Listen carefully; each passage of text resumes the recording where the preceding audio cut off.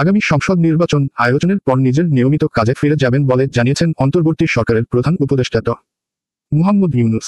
শুক্রবার ব্রিটিশ সাময়িকী দ্য ইকোনমিস্টকে দেওয়া সাক্ষাৎকারে তিনি এমনটি জানিয়েছেন।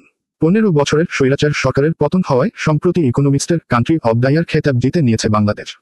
এ নিয়ে প্রতিক্রিয়া জানতে প্রধান উপদেষ্টার সাক্ষাৎকারটি নেয় ব্রিটিশ সাময়িকীটি। সাক্ষাৎকারে জানতে চাওয়া হয় 2025 সালে নির্বাচন আয়োজনের পর তিনি কি করবেন। এর জবাবে প্রধান উপদেষ্টা বলেন, আমার চাকরি আসলে কেড়ে নেওয়া হয়েছে। আমাকে জোর করে কাজে আনা হয়েছে। আমি আমার কাজ করছিলাম এবং তা উপভোগ করছিলাম। এর জন্য আমি প্যারিসে ছিলাম। সেখানে থেকে আমাকে টেনে আনা হয়েছে অন্য কিছু করার জন্য।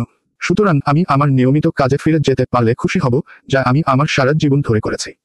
আর তরুণরাও এটিকে ভালোবাসে। সুতরাং আমি আমার সেই দলে বা আন্দোলনে ফিরে যাব যেটা আমি সারা বিশ্বে তৈরি করেছি।